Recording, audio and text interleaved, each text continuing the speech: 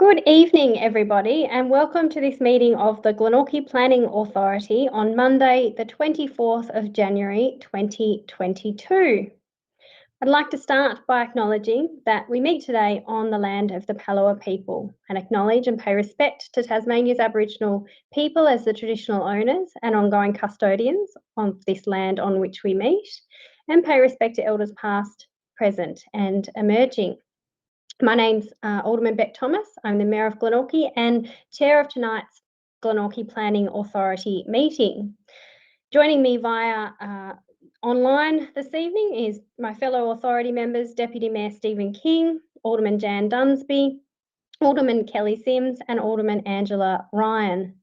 We also have a number of Glenorchy City Council planning staff in attendance this evening. The Planning Authority intends to act as an authority. Sorry, I'm just waiting for my slides to come up to correspond with the meeting procedures. Yeah, that's right. Should be there. Thank you very much, Trevor. The Glenorchy Planning Authority intends to act as a planning authority under the Land Use Planning and Approvals Act 1993. The Planning Authority has full power to make planning decisions on behalf of the Council.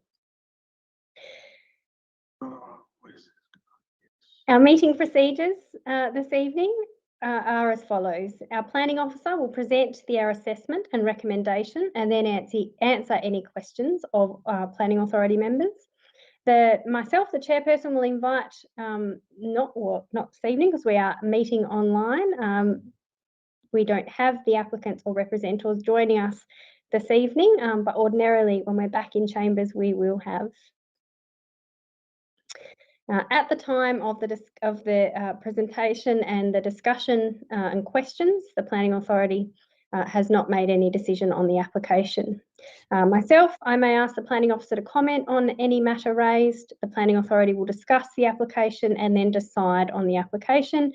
And our Senior Statutory Planner tonight, who's Trevor, will explain the process from there.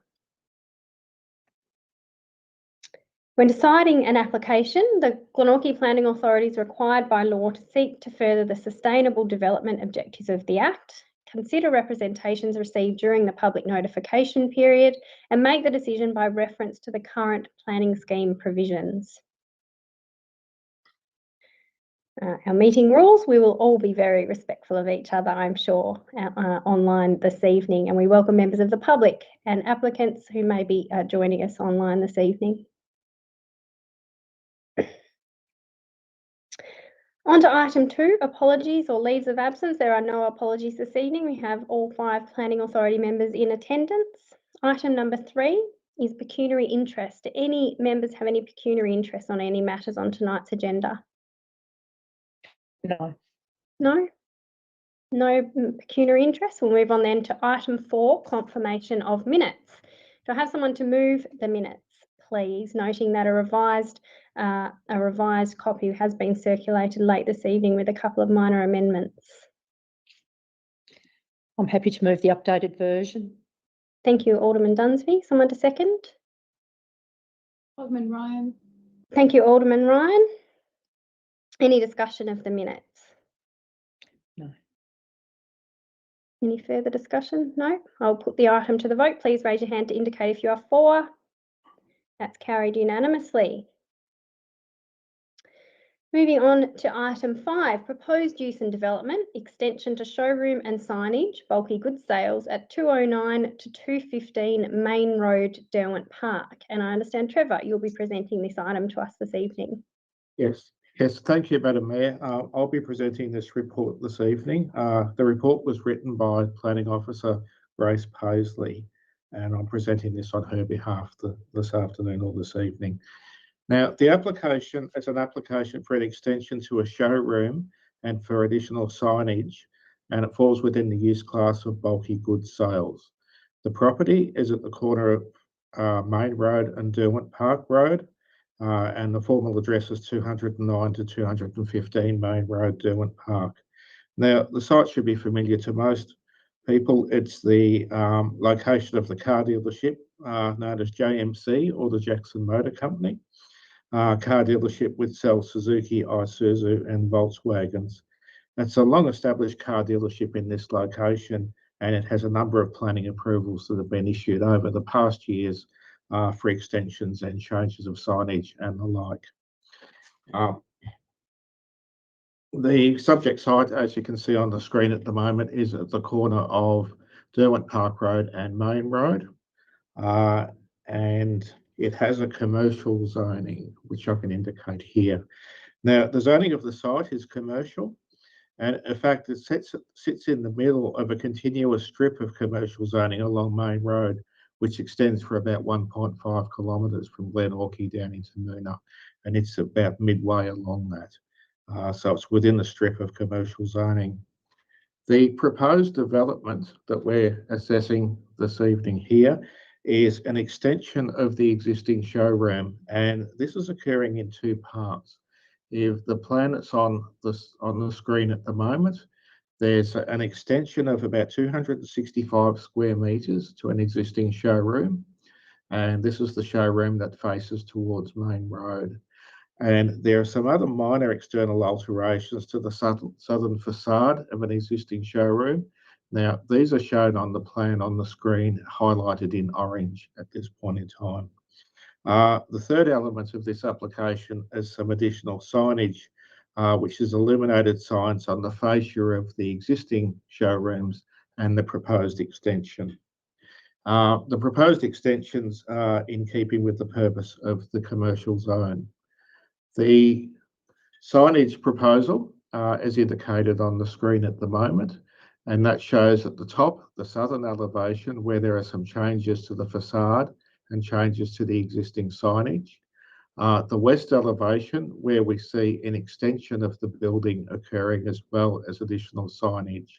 The area shown in that middle elevation that's marked with Suzuki and Jackson is the extension of the existing building.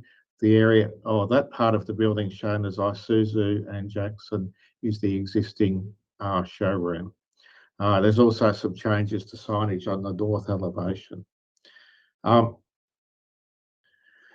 This photograph here shows the existing facade of the building as viewed from Main Road, and where the extension's occurring is immediately to the north of that. So where we see the word Suzuki on that facade, if you imagine almost a doubling of the size of that showroom as you can see in that view there, that's the extension that's been proposed by this application.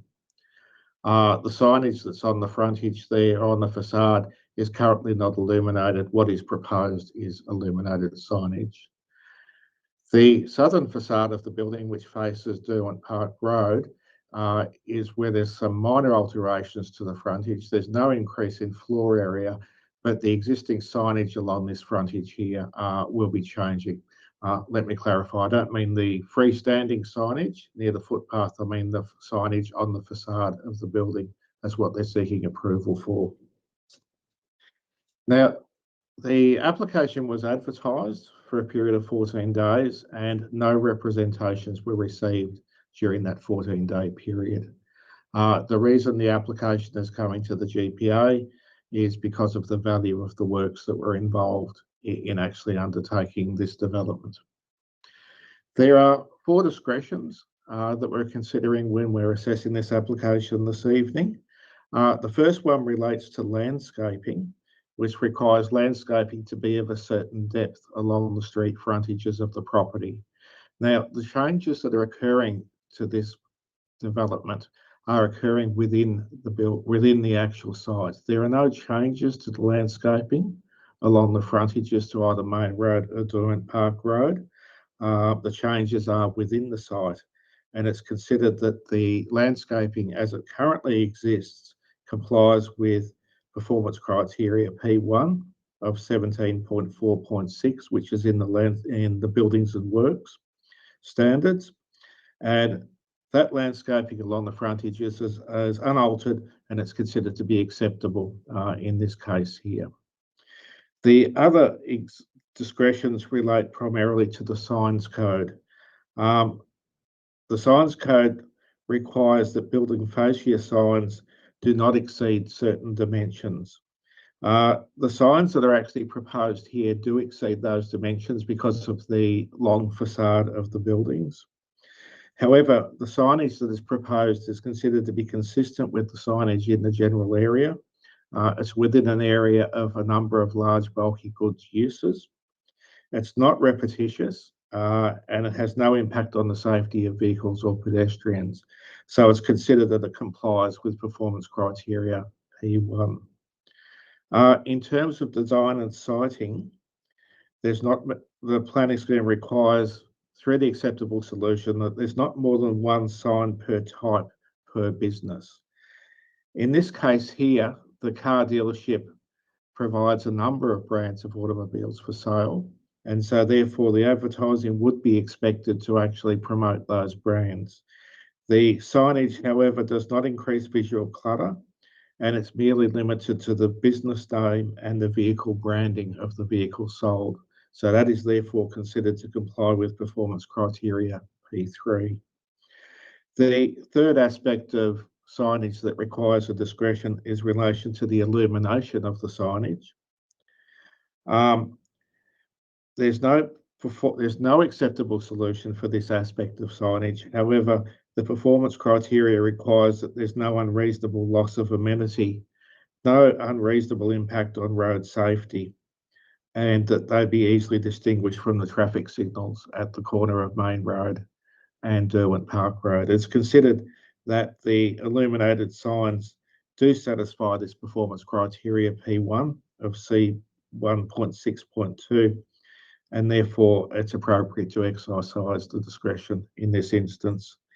The final discretion that we have here with this application is the provision of bicycle parking numbers. The planning scheme requires, through the acceptable solution, that one bicycle space is required based on the floor area of the proposed use. They are not providing any bicycle spaces. In considering the actual nature of the use as a vehicle sales premises, it's considered that it's unlikely that a bicycle space would be required. However, given the large size of the site, there would certainly be sufficient room on site should someone wish to travel to this premises by bicycle and park or leave that bicycle there. In relation to the other matters, I've already mentioned that it was advertised for 14 days and there were no representations. And based on the discretions that we consider appropriate to be exercised, this application is recommended to the GPA for approval. Does anyone have any questions at all? Thank you, Trevor. Any questions for Trevor at this stage? Alderman Sims. Thank you. Through the Mayor, just a quick one in regards to discretion C1.6.2 and performance criteria 1 meeting that. On top of that, we'd also be monitoring the traffic as well through process or strategy, just in case there was, say, some issues that developed at that site. Through the Mayor, the application that we've got here in relation to traffic, they're not proposing any additional car parking spaces on site, and so therefore it doesn't actually increase the generation of traffic that's actually occurring to and from the site.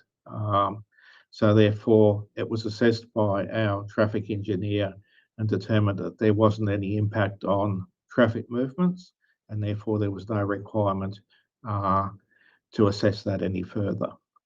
Okay. I was speaking more in regards to the illuminated signs. Oh, yes, yeah. Discretion there. Just in regards, is that something as a council separate that we'd be monitoring anyway at that site and all sites in general? Through the Mayor, whenever there's any change to signage, we will certainly look at it through a planning permit application. We do monitor what signage occurs within the municipality in relation to a compliance matter. So if signage was to be erected without approval, we would certainly be following that up. Where we issue an approval of this nature here, we don't monitor it following the issuance of the permit other than if it was to fall into non-compliance. So if they were to change the way it's operating and that was to be brought to our attention, we would certainly be following that up. But where we issue an approval like this, as it's recommended here, we would want to satisfy ourselves that everything relating to that illuminated signage has been satisfied when we're assessing the application. So in this instance, the illuminated signage is on the fascias of the building. The nature of the signage is such that it would not interfere with any motorists or pedestrians moving along either any of the adjoining roads. And the other primary issue here is that being located close to where there's a signalised intersection, that none of that signage could be confused for being a traffic signal. The location set back from the street frontages and the colours that would be used would be give us absolute certainty that that would not occur. Thank you. I really appreciate that. It doesn't come up very often, so something that I was curious about. Thank you. Thank you, Alderman Sims. Any further questions for Trevor? No? Then we have a recommendation before us for approval subject to conditions. Do I have someone to move the recommendation, please? Don't all jump at once. Oh, Alderman Sims. Moved Alderman Sims. Someone to second? Deputy Mayor? Alderman Sims. Thank you, Mayor. Just through the Mayor, I'd like to thank the officers working on this one. It seems quite straightforward. It was well assessed through the agenda and the attachments, and also explained through the presentation. The discretion seemed to be mitigated by the performance criteria. That seems quite straightforward, and the only query I had was well explained, so I appreciate that, and I'm happy to recommend this and move it. Thank you. Thank you, Alderman Sims. Any further discussion of the item? No, I'll speak briefly. Obviously, this application, as Trevor outlined, has come to us at GPO because of the value of the work rather than necessarily the discretions. But I note, as Alderman Sims did, satisfied that the information provided demonstrates the application meets the performance criteria, and I'm happy to support this application. So there's no further discussion. I'll go back to the mover, Alderman Sims. Thank you. No, nothing further from me. Okay, I'll put the recommendation to the vote. Please raise your hand to indicate if you are for. That is all carried unanimously. Trevor, would you like to explain the process from here? Through the Mayor, yes, the application has now been approved by the GPA, and what will happen from here is that we will issue a planning permit to the applicant. The applicant will then have a period of 14 days to lodge an appeal in TASCAT if they don't agree with the conditions of the permit. And after that 14-day period has passed, the permit will be in force, and the operator of the car yard can then act on that permit by seeking the necessary building approvals to proceed. Fabulous. Thank you very much, Trevor. We shall move on then to item 6, planning scheme amendment to revise the waterway and coastal protection areas overlay and add new areas to the flood-prone hazard areas overlay for various properties. And this will be presented by Senior Strategic Planner Lyndall Byrne. So over to you, Lyndall.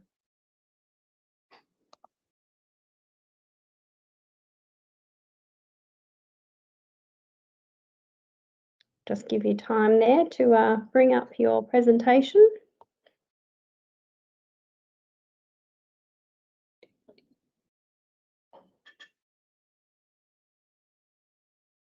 Sorry about that. I was just finding where I've hidden it. Okay. So we can see that you've got a screen there of a number of different, well organised by the looks of things, presentations.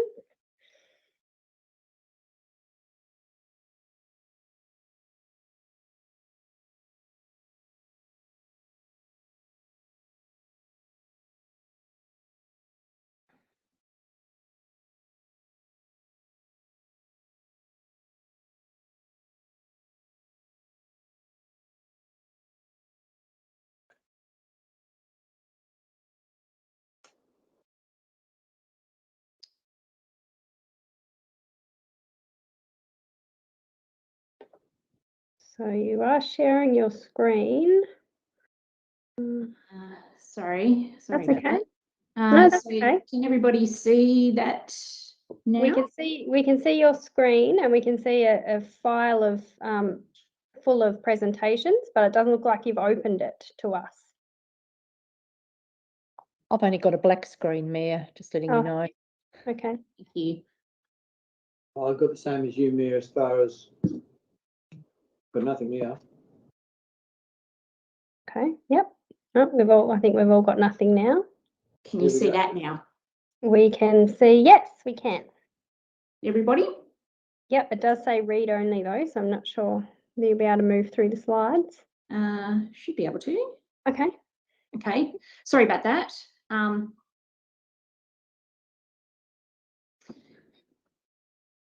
Okay, so this is a request for a planning scheme amendment. So it incorporates basically two elements, which really are, I guess, fix-ups and corrections to the existing planning scheme that was recently approved. So the first element is the waterway and coastal protection areas overlay. So as you can see on your screen there, it covers basically most of the municipality, and the planning scheme amendment is basically seeking to reduce the extent of the width of the buffer area around the waterway and coastal protection area. In most instances, the width is about 20 metres, but to align with the provisions in the planning scheme, the written text, we're proposing to reduce that down to 10 metres either side of the watercourse. That then makes it very clear between the map and the text, so very clear for applicants as to the width of the buffer.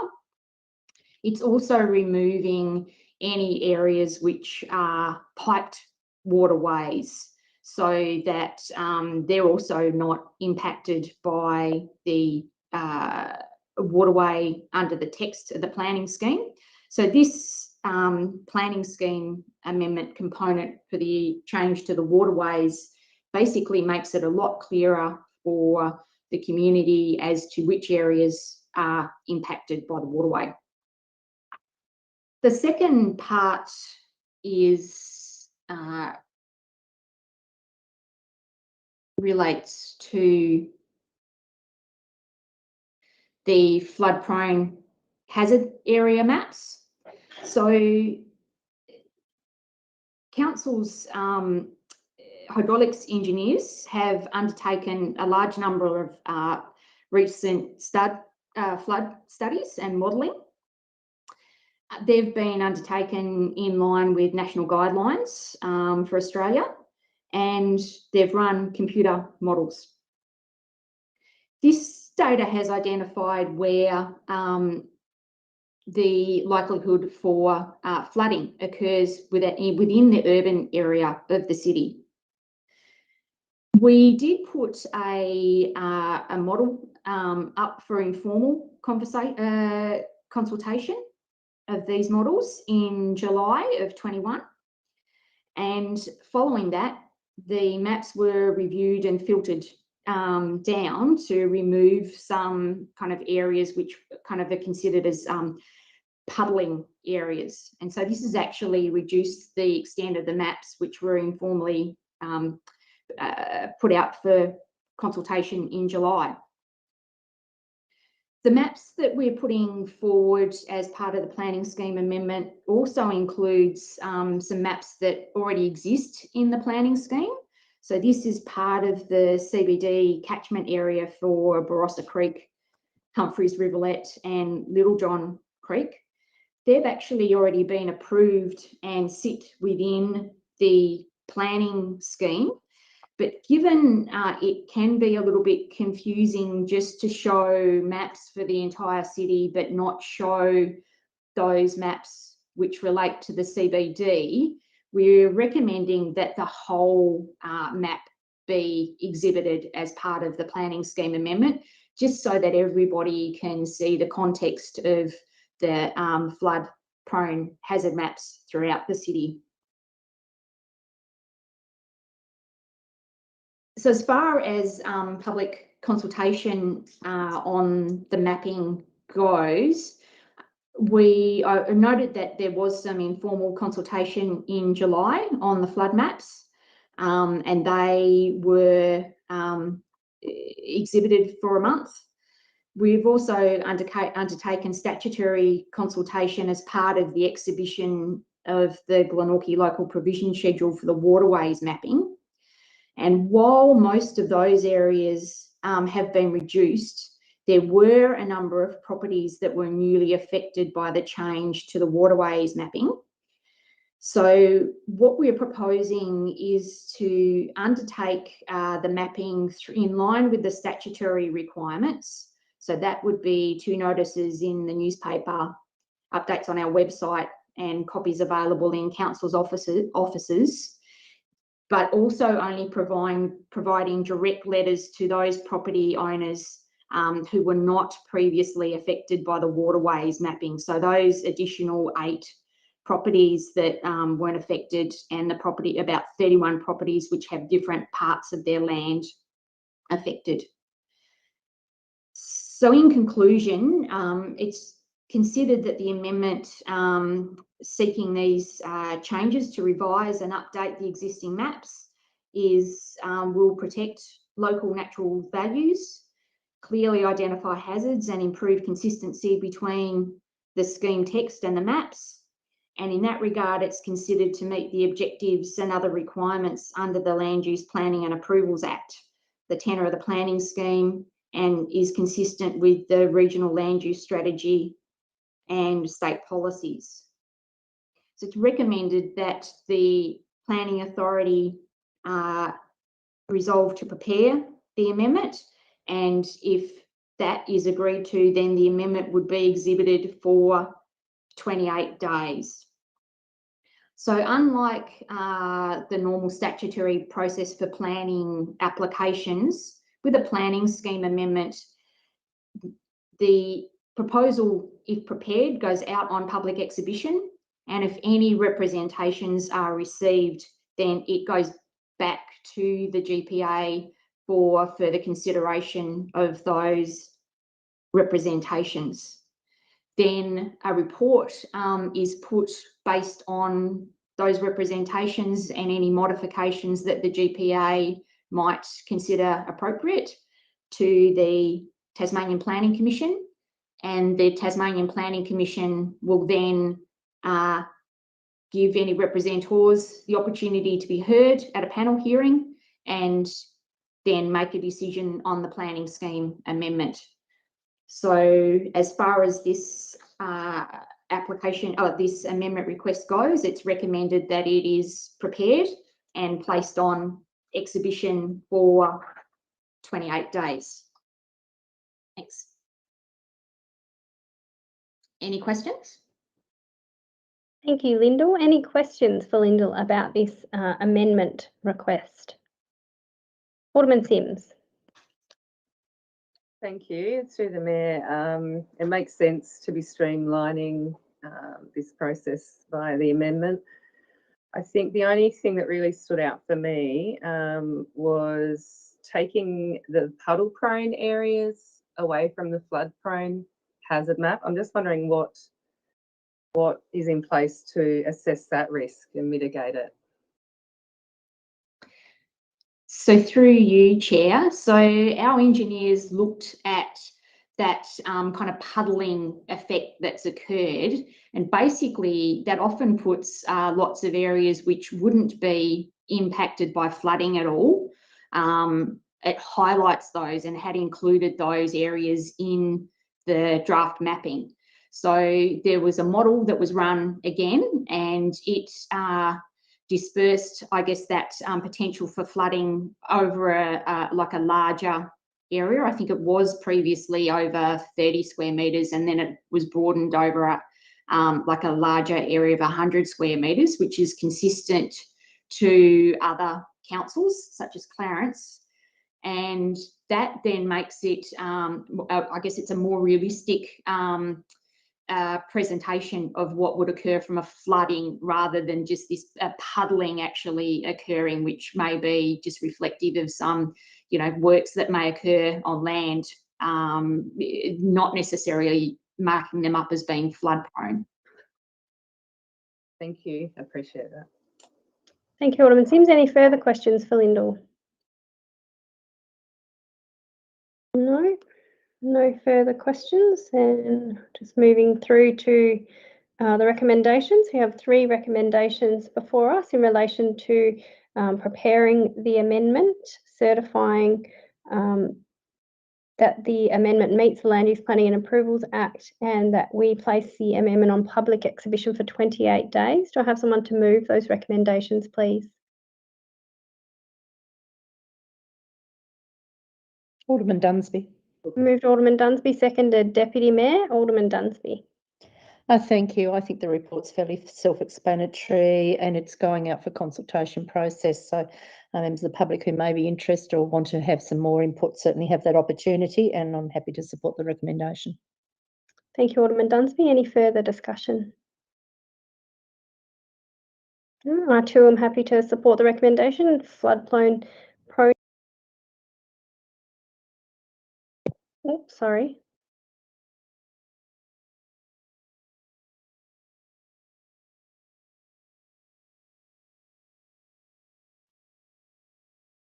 Sorry, issues with my mute button. Important that we get this component of our planning scheme right. So I'm very keen to see it progress and look forward to hearing any feedback that members of the public may have. So I too am happy to support this recommendation. There's no further discussion. I'll go back to the mover, Alderman Dunsby. Nothing further. I'll put the recommendations to the vote. Please raise your hand to indicate if you are for. That's carried unanimously. Thank you, Lyndall. Moving on to item 7, combined planning scheme amendment and planning permit application requests for 263, 271 and 295 Main Road, Austin's Ferry. And Lyndall is again our senior strategic planner, Lyndall, who will present this application. So over to you. Thank you, Chair. So this proposal has been put forward seeking a rezoning request combined with a planning permit application. So I'll just move through the rezoning request element first and then consider the elements of the planning permit application. So the amendment basically relates to the rezoning of 3 properties, so 295, 271 and 263 Main Road, Austin's Ferry, from a rural living A zone and part open space zone to a general residential zone. It also includes a specific area plan, which is a local control, which is proposed to be applied to all the rezoned land in order to minimise the likelihood for sensitive uses to conflict with, interfere with or constrain uses with the potential to cause emissions on adjacent land, which is currently used for a range of industrial and commercial activity at Whitestone Drive. So it's considered that the amendment will facilitate infill development and efficient residential use.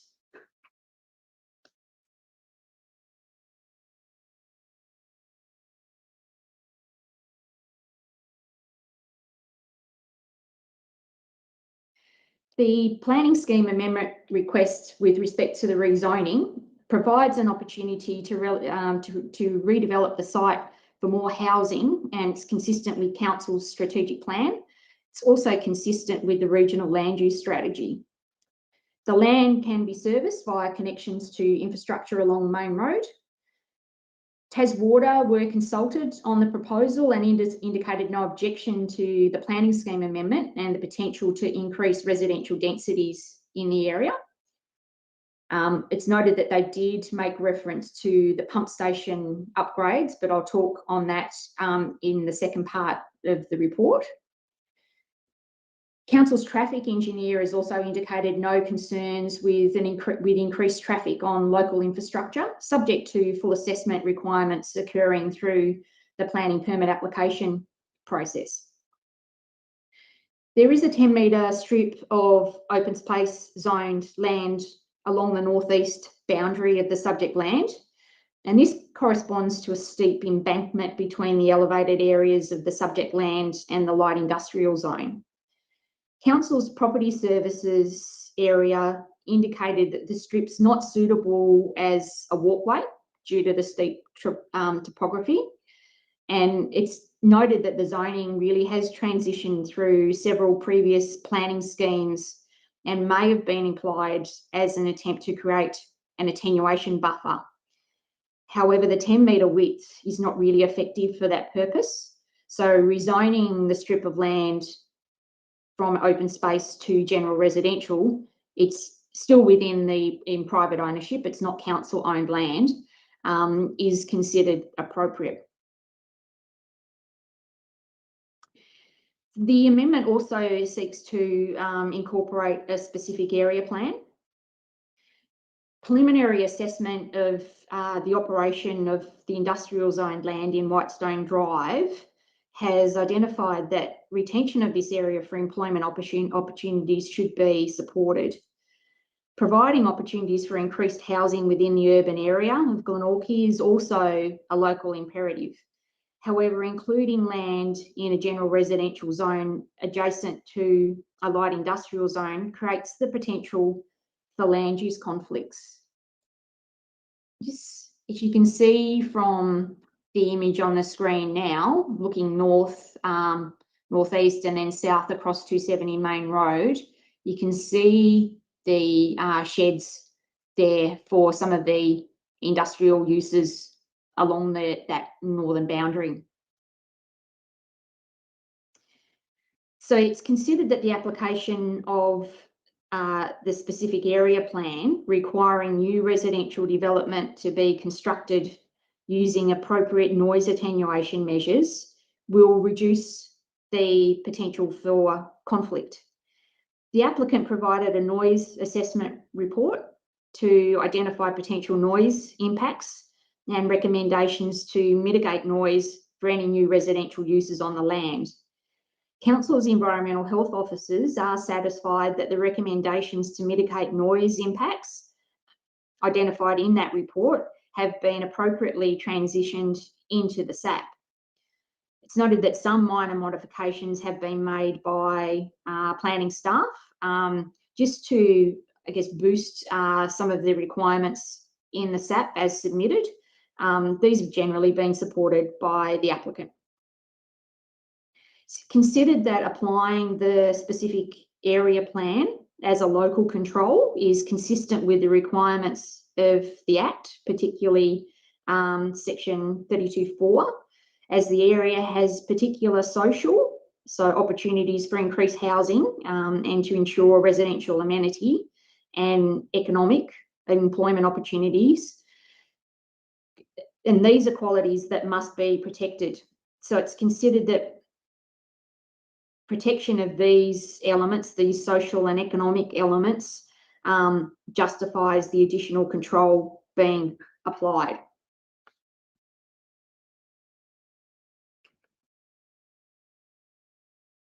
It's worth noting that there is a small portion of land also within the rural living A zone, and that is part of a broader or part of a large area owned by council. So council, as the landowner, has not undertaken any investigations as to how it wishes to consider future opportunities of this land. So it was determined that that portion of land should be excluded from the planning scheme amendment. So the planning scheme amendment only includes these 3 parcels, not this portion of rural living A zoned land.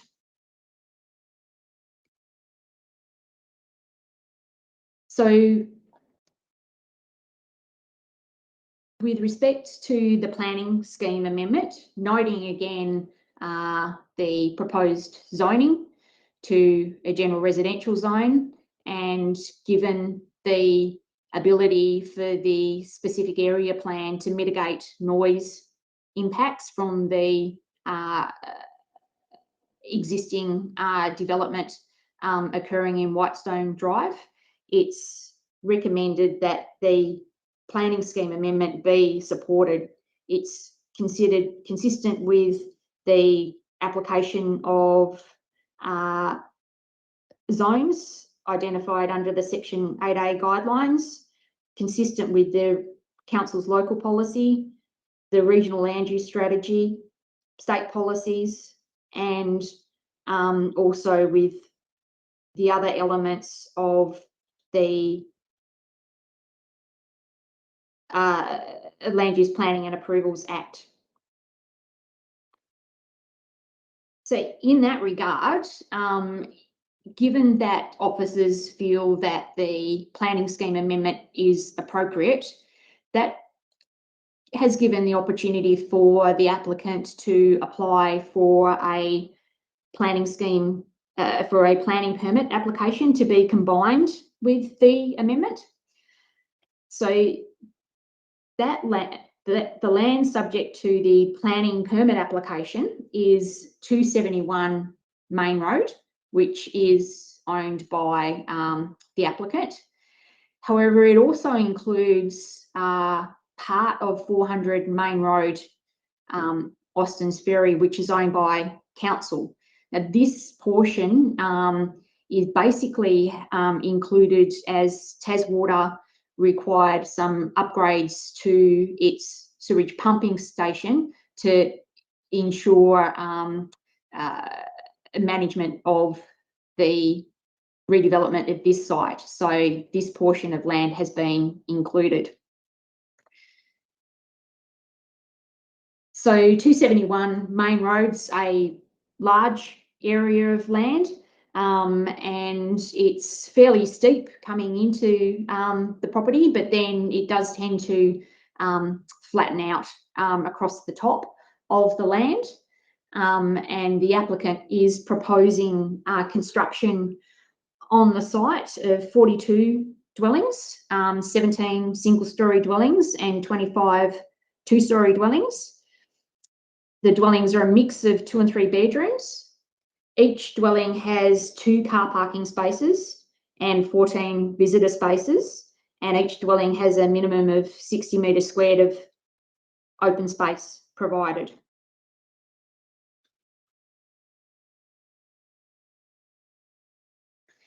The proposal does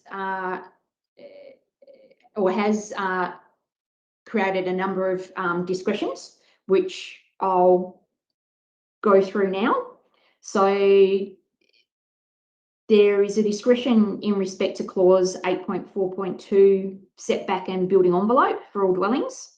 So while the proposal generally meets the front setback and overall height limits, it doesn't meet the side setback requirements under the acceptable solution, as the 2.5 metre high acoustic fence extends along the rear boundary for 30 metres and 85 metres along the northern side boundary.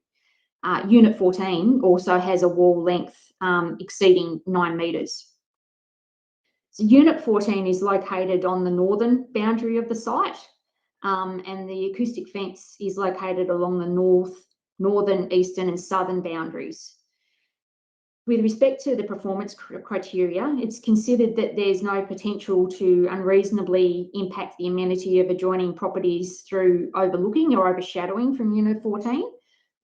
Overshadowing onto adjoining land to the south will also be minimal from a 2.5 metre high fence. In the context of the development proposed, the lesser setback of Unit 14 and the 2.5 metre high boundary fence will have no noticeable visual impact through scale, bulk or proportions.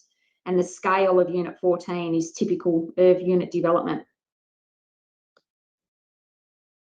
It's considered that the other elements of the standard are satisfied and the application is assessed as satisfying the performance criteria and complies with this standard. The next element is clause 8.4.3, site coverage and private open space for all dwellings. So the acceptable solution requires a dwelling to have an area of open space of 24 metres squared with a minimum horizontal dimension of 4 metres. While all units have an adequate area of open space, units 16, 17 and 18 include access steps within the designated open space area and do not meet the minimum 4 metre dimension. It's also noted that Unit 42 has private open space located between the dwelling and the frontage is on the southwestern side of the lot. So with respect to considering this against the performance criteria, the private open space areas of units 16, 17 and 18 are directly accessible from a living area and all have northern orientation. Overshadowing from the 2.5 metre high boundary fence is considered to be minimal given the setback from the rear boundary and the slope of the land. It's also considered that the layout and orientation of the private open space area for these units will be functional and provide for the reasonable outdoor recreation needs of the residents. The private open space of Unit 42 is located between the frontage and the dwelling. And although the private open space is located 17 metres from the front boundary and behind the shared bin storage areas of the development, the objective of the standard relates to convenient location of open space, access to sunlight, opportunities for planning and serving outdoor recreation and operational needs of the residents. So it's considered that there is opportunity for screen planting between the open space area and the waste storage area for Unit 42, and that may assist in mitigating negative impacts. So it's considered that the design of the proposal, given its location and the size and northern orientation, is reasonable, and it's considered that the application is assessed as satisfying the performance criteria and complying with this standard. The next standard relates to privacy for all dwellings. The deck of Unit 14 is within 0.9 metres of the northern side boundary and not screened to the requirements under the standard. So it has been assessed against the performance criteria. The adjoining land at 295 Main Road is a large parcel containing a single dwelling. However, this land also forms part of the rezoning request and may be developed for higher density in the future. To minimise any future overlooking and address the performance criteria, it's recommended that a condition requiring screening of the northern elevation of the deck to Unit 14 be included as a condition of the planning permit. And subject to the above condition, it's considered that the application is assessed as satisfying the performance criteria and complies with this standard. The next discretion relates to 8.4.6, privacy for all dwellings. The acceptable solution requires general screening of windows, glazed doors to be set back to a certain standard, and for any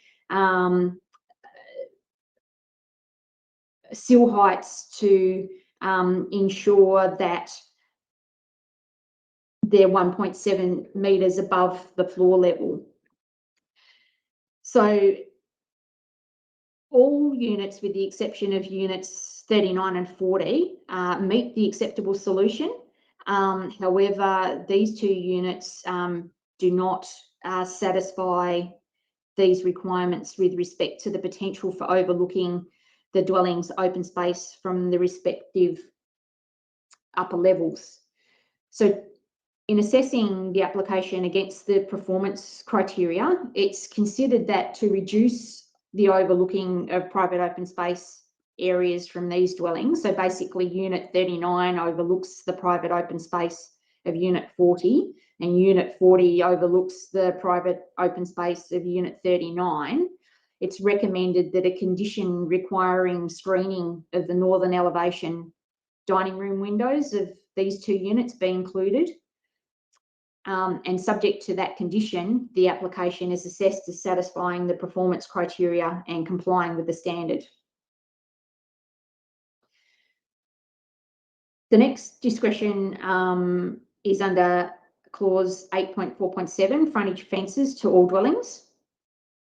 The plans provide for a 1.2 metre high slat screen fence along the southern side of the access in the front boundary, and a 1 metre high solid masonry wall along the northern side of the access.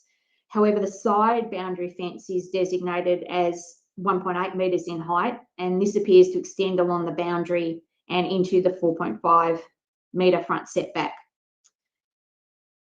So the proposal has been assessed against the performance criteria, and it's noted that the private open space area of Unit 1 is located in line with the front of the building and the 3.7 and 3.7 metres from the frontage at the side boundary.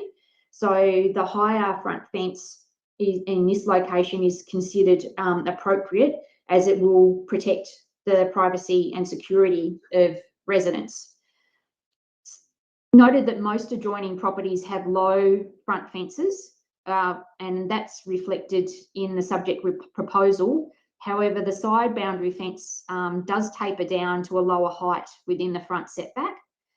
The higher fence is not considered to impede driver sightlines from the site or to adjoining properties, given the separation from the curb and the front boundary. So in this regard, it's assessed that the application meets the performance criteria and complies with the standard. The last element in respect to the zoning assessment is clause 8.4.8, waste storage for multiple dwellings. So the common waste storage area is about 120 metres squared in area and 4.5 metres from the front setback. It's screened by a 1.9 metre high slat screen fence. However, it is located 3.8 metres from Unit 42, whereas it should be set back not less than 5.5 metres from any dwelling. So therefore, it's been assessed against the performance criteria. The applicant has discussed the common bin storage area with Council's waste services area, and the plans show an appropriately screened area that provides for adequate bin numbers. However, while the waste storage area is screened, it is in close proximity to Unit 42 and abuts the private open space of that dwelling. It's therefore recommended that a vegetation screen capable of providing additional amenity protection would further reduce the negative impacts from this close proximity to the bin storage area, and it's recommended that that condition be applied. This would ensure that the application satisfies the performance criteria and complies with the standard. The next discretion relates to C 3.5.1, which is traffic generation at a vehicle crossing, level crossing or new junction. According to the traffic impact assessment that was provided with the application, the proposed development is expected to increase vehicular traffic to and from the site to 265 vehicle movements per day, which exceeds the amount in the acceptable solution. The traffic impact assessment was assessed by Council's traffic engineer, And it's noted that the TIA assesses the existing traffic conditions, traffic efficiency and traffic safety of the surrounding networks.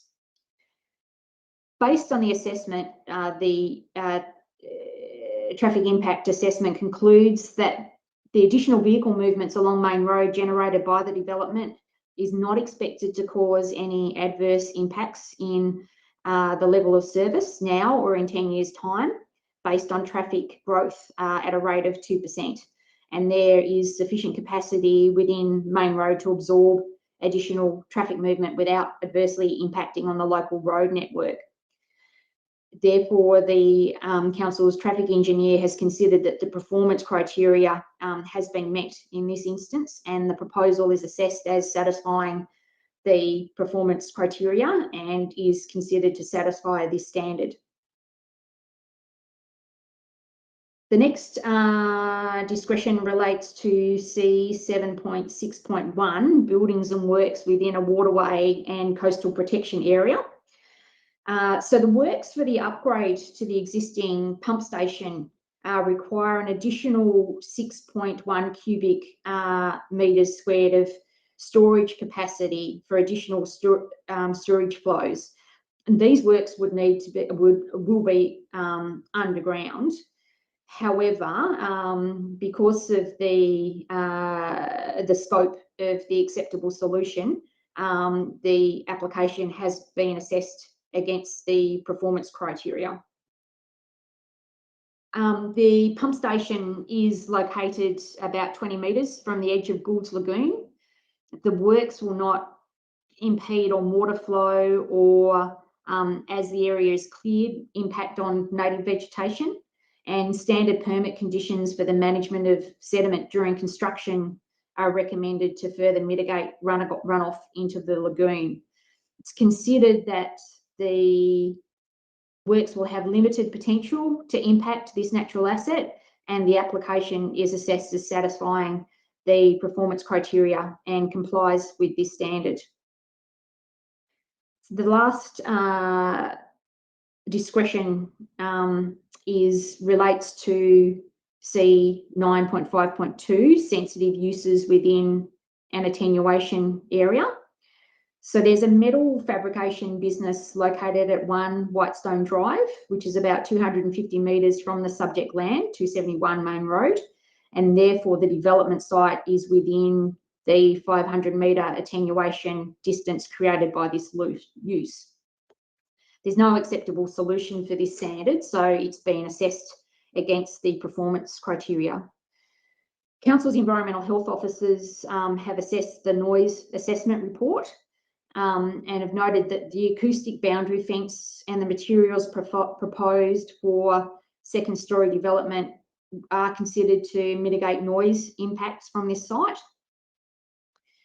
They've also proposed that our council's environmental health officers have recommended conditions to identify the proposed construction materials for the fence and the second story that will not be protected by the acoustic fence, along with their requirement for a noise verification report to ensure that noise levels are appropriately managed. With these conditions, it's considered that the noise mitigation techniques proposed are adequate to manage potential land use conflict between sensitive uses and ensure the operation of the existing light industrial activity will not be constrained. So the application is assessed as satisfying the performance criteria and complies with this standard. The final element that is worth noting is compliance with the acceptable solutions of the specific area plan, as this is being achieved through some conditions which have been discussed with the applicant.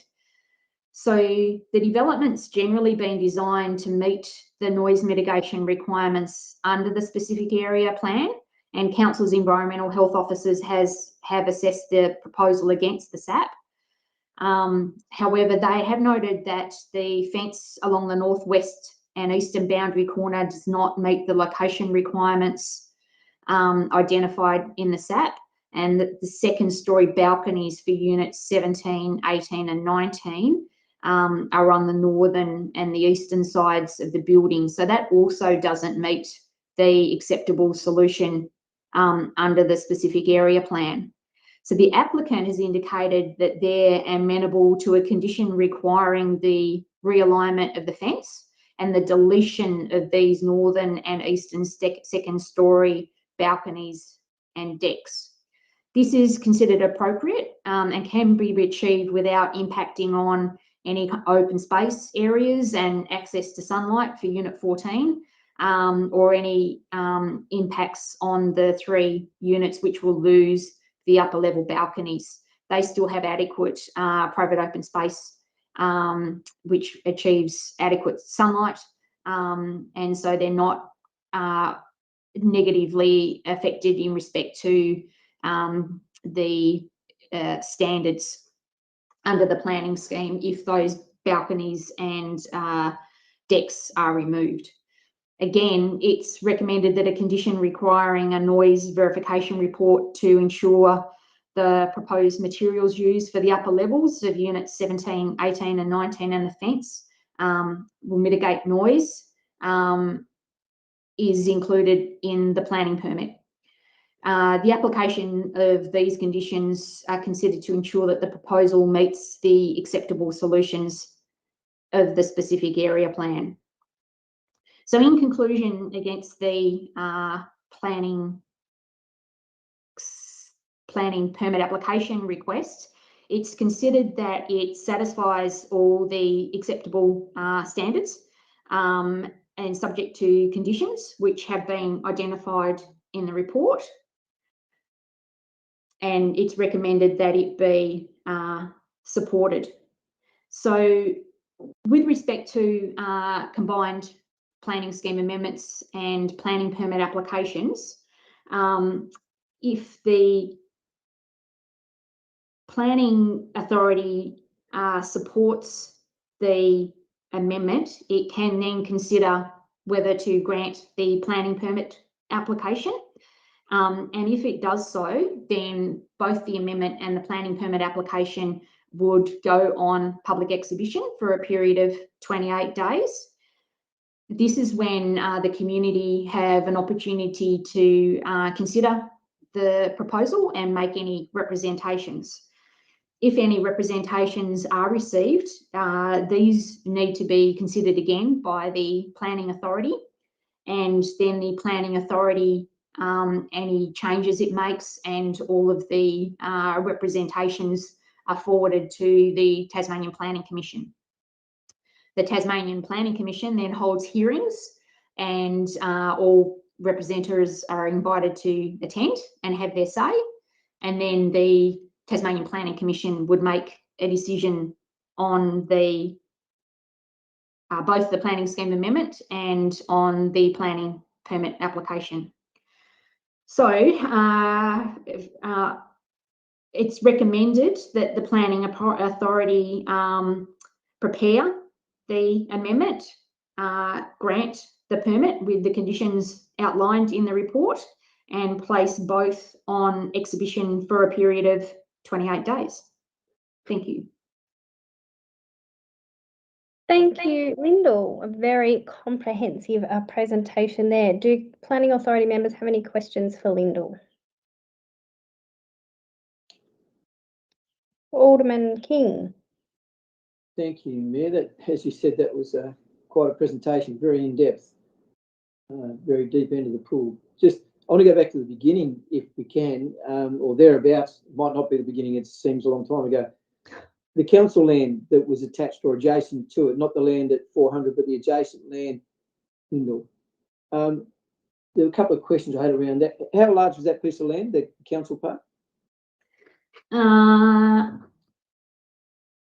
I don't have that data on me just at this moment in time, but it's quite an extensive parcel of land. I'm just highlighting that now, if you can see that there. And there's a very small portion of land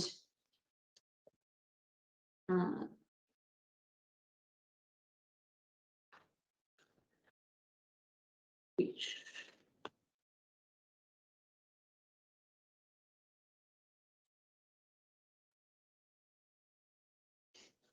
Yeah, I'm sorry, I don't have that just on me at this moment in time. Okay. And that zoned the same as the other land that's currently there, but the current zoning of the land that's there, is it? Correct, yes. So these three parcels plus this portion of council land are all in the rural living A zone. And so that's not a piece of land we'd consider wanting to get rid of, that we wouldn't want to rezone that as well? Look, through you, Chair, I think that might be something that could happen in the future. I guess we've received this request from the applicant based on this land. And normally council, when considering whether to rezone the land, likes to undertake an informal consultation with property owners about how the land would be used and whether it's appropriate to rezone or sell that land. However, that work hasn't been undertaken yet, and council needs to kind of really consider this kind of larger parcel as to where they would like to head, I guess, in the future. So it's quite possible that in the near future, this parcel of land will come forward for the GPA to consider with a revised zoning. But as part of this planning scheme amendment, the focus is just on these three parcels, not this portion of council land. Yeah, I get that. I just wondered whether it was more valuable to us now, to the community, to consider that piece now as an attachment to the other land. That was all. I guess I've been sorry. An opportunity for the developer to expand their horizons even to everyone's advantage, that's all. Just sitting there otherwise. Just a question, that was all. Yeah, sure. So we did discuss that with council's property services area, and at this moment in time, they felt that they would like to look at that portion of land in more detail. Okay. Thank you, Deputy Mayor. I had a similar question, so thank you for raising it. One, in terms of availability of land for housing, which we know is very much needed, and also the efficiencies that can be gained by doing this in the one go, rather than having to come back and go through the process all over again if council did decide to go down that path. But I appreciate we have quite a rigorous process in place, and we take the disposal of council owned property very seriously, in consultation with our community on that very extensively. So that if that hasn't been done as yet, then unfortunately we're not at a place to be able to pursue that. But good question. Any further questions for Lyndall? Alderman Sim? Just through the Mayor, in regards to another piece, so I thought that's what Alderman King was referring to originally. There was another piece we were discussing around the Taswater that isn't adjacent to that land. Could you tell me a bit more about that? That's council owned, isn't it? Yeah, so through you, Chair. So this portion of land, 400 Main Road, is council owned land, but it has a Taswater pump station on it at the moment as a utility. So in order to facilitate this development, Taswater's asked for additional capacity to be included into that pump station. So council has given, I guess, consent as landowner, but not considering the merits of the either the planning scheme amendment or the planning permit application to consider its land. But basically, it's the pump station, and the works would occur like underground. Yeah. Thank you. I appreciate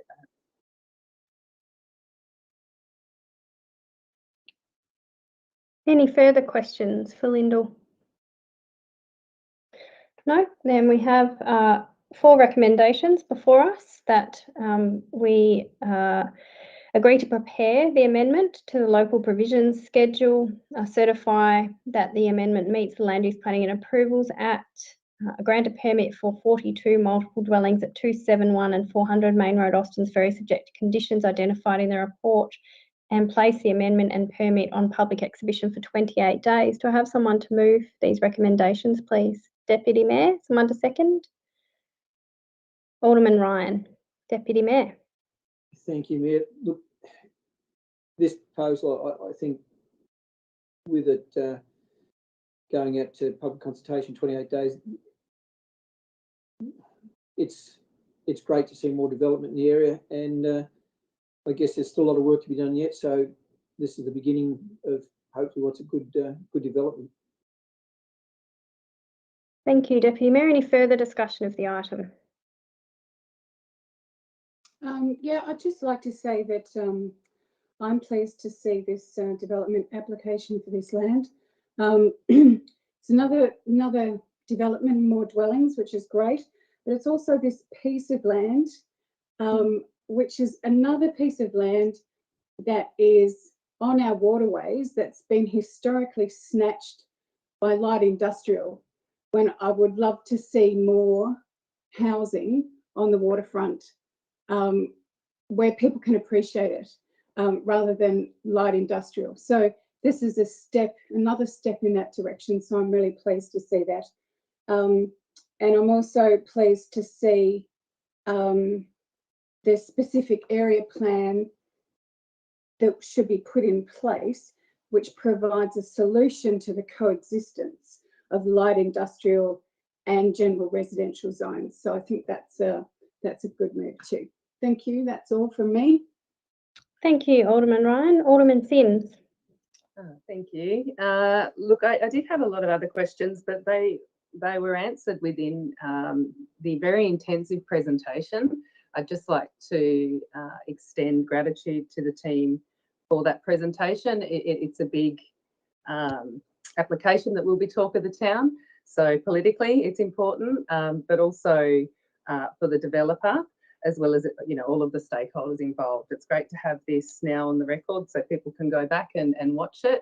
If people are interested, link them to it, and to have it all addressed there in succinct. It was really great. So well done to the officers on the report and the attachments as well. Thanks. Thank you, Alderman Sims. Any further discussion of the item? No further discussion. I too support the proposed planning scheme amendment and specific area plan, and the planning permit going on exhibition for 28 days. I think this is a sensible use of the land, quite close really to our CBD area. To have more housing developed there is fantastic, and quite clearly we've seen how this rezoning would work quite effectively. So I look forward to hearing any public feedback that comes in relation to this exhibition, and happy to support the recommendations before us. And I'll go back to the mover, Deputy Mayor King. Thank you, Mayor. Again, as Alderman Sims said, and I think we've all thought, if not mentioned, that this has been a really deep presentation. Well done again, Lyndall. Great effort, and grateful to be able to support it. Thank you. I'll put the recommendation to the vote. Please raise your hand to indicate if you are for. That is carried unanimously. Okay, moving on to the final item on our agenda this evening, which is, just bear with me as I scroll through my papers here, is item 8, snapshot of statutory planning activity in 2021. I think we can take this report as read, as the recommendation is that the report is for noting. So do I have someone to move this recommendation? Mayor, could I move an alternative recommendation? Sure.